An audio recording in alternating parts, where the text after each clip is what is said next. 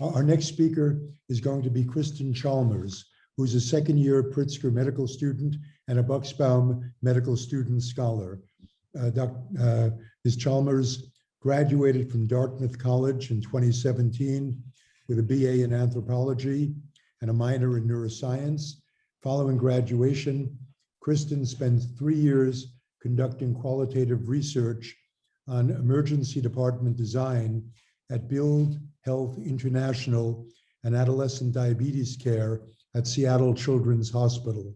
She also began volunteering as a rape hotline crisis counselor with the Boston area Rape Crisis Center, where she now works as a staff counselor and shift supervisor.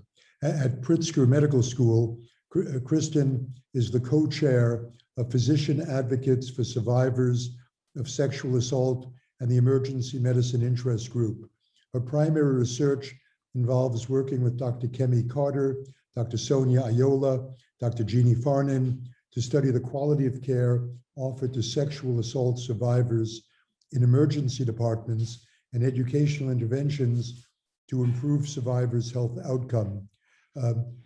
Kristen also collaborates with Dr. Julie Kaur on a qualitative project aiming to develop trauma-informed abortion care principles, with Dr. Tanya Zacharison's team to develop structural justice curriculum for surgical trainees, and with Dr. Weiwei Li on medical student wellness and research. Kristen will present to us a talk today entitled Trauma-Informed Emergency Department Care of Sexual Assault Survivors.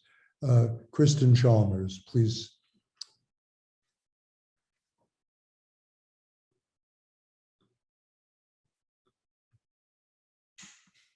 Thank you. Let me just get my slides pulled up.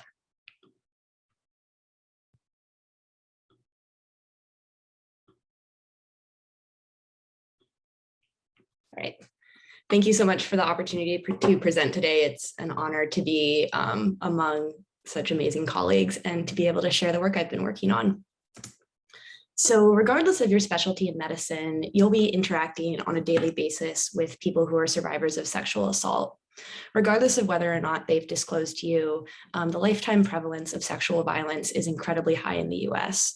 It hovers around among women at about 40%, and then the burden falls even higher on marginalized populations, including racial and ethnic minorities, gender and sexual minorities, and people with disabilities.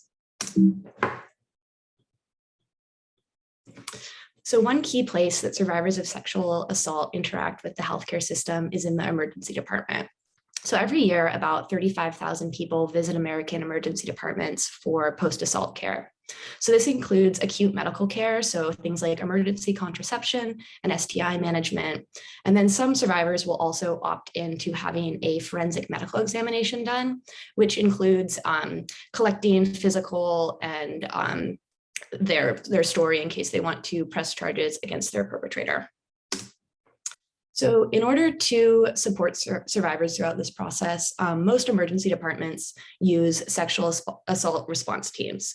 So these include the typical ED staff of physicians and nurses, as well as sexual assault nurse examiners, or SANEs, and then law enforcement representatives. Additionally, many EDs will partner with a local rape crisis center that will dispatch a sexual assault patient advocate whenever there's a sexual assault case coming into the emergency room. So sexual assault patient advocates are typically volunteers who will be with the survivor throughout their time in the ED and then provide longitudinal resources afterwards. So as an incoming medical student at Pritzker, I'd been volunteering for several years at the Boston Area Rape Crisis Center. And then actually through the Bucksbaum Institute was connected with two M4s, Ramya and Nicole, who also had experience as patient advocates. Last year, Ramya, Nicole, and I analyzed the results of a focus group with Chicago area sexual assault advocates about potentially re-traumatizing factors in the patient-clinician interactions when they were in the ED for post-assault care. So we found that potentially re-traumatizing attitudes that providers could exhibit were disbelief, or not believing the survivor's story, blame, so blaming them for the circumstances of their assault, or a general lack of empathy. in terms of behaviors that could be re-traumatizing, inadequate explanations of what was going on with the evidence collection kit or medical care, not asking for consent with steps of the kit or with medical care, and then pressuring survivors to report their assault to their authorities could also be seen as re-traumatizing. So these interactions in the emergency department really matter because previous research has shown that having negative interactions when having post-assault care in the ED leads to a higher risk of post-traumatic stress symptomatology, as well as lower rates of longitudinal help seeking. Additionally, our focus group participants emphasized that not all patients were at equal risk of re-traumatization. So for example, one focus group participant explained how non-female survivors receive more doubt and disbelief by saying, oh, I worked with a survivor who wasn't a woman. And there was a lot of skepticism like, I don't understand how this could be sexual assault. So given this and how this focus group that we were basing off of was a Chicago area study, this raised new questions that we wanted to address through a survey. So we wanted to know what the nationwide trends were in clinician attitudes and behaviors, or what we wanted to know if what we were seeing in Chicago was playing out on a nationwide scale. Additionally, we wanted to dive deeper into those possible disparities. We wanted to know if survivor identity impacted patient-clinician interactions, and if there were certain groups of survivors who were more likely to be exposed to re-traumatizing interactions. So in order to do this, we conducted a nationwide survey of sexual assault patient advocates. We recruited 119 rape crisis centers in 44 states, and then sent them our electronic survey, which they then sent out to their medical advocacy team. The survey used adaptive questioning to ask advocates about their observations of clinician attitudes and behaviors. So it asked about the different domains of attitudes and behaviors, and then whether they saw differences according to different domains of survivor identity. If the advocate noted that there were moderate or great impacts due to something like race, then they were able to indicate what groups were more likely to receive that re-traumatizing behavior. So we had 315 advocates respond to our survey. On average, they were 37.5 years old and had 4.6 years of experience as advocates. Their racial and ethnic backgrounds, as well as their gender identities, was generally pretty reflective of the nationwide advocacy volunteer force. So the three provider attitudes that we asked the advocates about their observations about actually had pretty promising rates of good behaviors from providers. So the prevalence of disbelief and blame was relatively low. Less than 10% of advocates indicated that clinicians often or always convey disbelief or blame to patients. Rates of conveyed empathy were also promisingly high. Almost 3/4 of advocates indicated that they often or always observed ED staff showing empathy to their survivor. However, there were really striking disparities in how survivor identity impacted the provider attitudes. So here we can see that over 3/4 of advocates noted that survivor mental health status or intoxication or drug use significantly impacted disbelief. Approximately half indicated that socioeconomic status, race, and gender also impacted disbelief. Patient advocates observed that these groups, so people who were intoxicated at the time of their assault, people with psychiatric disorders, Black, Hispanic or Latinx, Indigenous, cis male, trans female, trans male, gender queer, patients experiencing homelessness, and sex workers were more likely to have their healthcare team convey disbelief to them. Provider behaviors were also less consistently positive when compared to attitudes.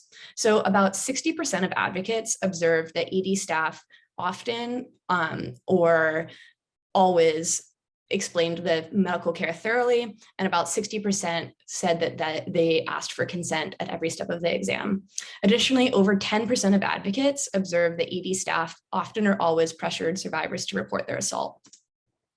So interestingly, the behavior of having pressure to report their assault was the only negative behavior or attitude that didn't follow the trends of disbelief. Instead of impacting the groups that were impacted by disbelief, it was more likely to impact people who kind of fall into the stereotype of a sexual assault survivor, that being white cisgendered females. So in conclusion, re-traumatizing behaviors towards survivors of sexual assault are pretty widespread in emergency departments nationwide. But the most important finding was that they're more likely to be directed at survivors who have marginalized or non-stereotypical identities. So importantly, the groups that we identified as more likely to experience re-traumatization in the ED overlap really well with what previous studies have shown as groups that have low rates of longitudinal help seeking. So those groups being survivors of drug and alcohol facilitated assault, men and women of color. So our results highlight that improving the emergency department care of all sexual assault survivors, particularly those from marginalized backgrounds, is a promising way to promote health equity. We noticed that the clinicians' rates of empathy were really promisingly high. So it's suggesting that it's not a problem with providers not wanting to provide great care for all patients, it's that they're not equipped with the trauma-informed language and skills to address especially non-stereotypical survivors of sexual assault. So therefore, clinical interventions should focus on equipping clinicians with training that really helps them actively address their biases and combat societal stereotypes about sexual assault, and should center the needs of marginalized patients. So while having sexual assault survivors be met in the ED by clinicians who really are not re-traumatizing and are supportive is just the first step towards helping them heal from sexual assault. It's really critical that we get this first step right, especially for marginalized patients, in order to set them on the right track to healing. So I'd like to thank my amazing mentors, Dr. Carter, Dr. Ayola, and Dr. Farnan, my research partners, now Dr. Ramya and Dr. Nicole, Liam Spur, the Bucksbaum Center for Clinical Excellence for supporting this work, and to all of the rape crisis centers who partnered with us in order to collect this information. So thank you so much. Thank you very much, Kristen, for sharing your work with us today. We have just a minute or so for some questions. And I was wondering about any further breakdown in your population when you're looking for empathy. Are same gender clinicians with the sexual assault victim more likely to be empathic? Are nurses more likely to be empathic, or is the data not at this point to be able to break it down to that level? Yeah, that's a really fantastic question. We did not ask about concordance between provider and survivor. However, we did see that teams that had a sexual assault nurse examiner as part of the team had much higher rates of the positive behaviors. So I think that additional layer of support was shown to be really protective against re-traumatization. Question from the audience was mentioned, this is an interesting survey of advocates' perceptions. Do you have any evidence that these perceptions are even accurate?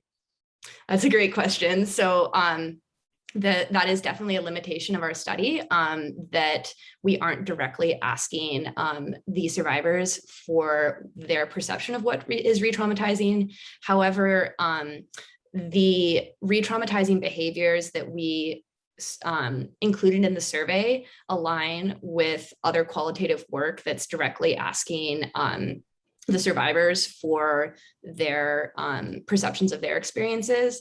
And additionally, it's pretty hard to do longitudinal follow-up surveys with survivors of sexual assault. So using the advocates is a proxy that's used pretty often in this work, while it does have significant limitations.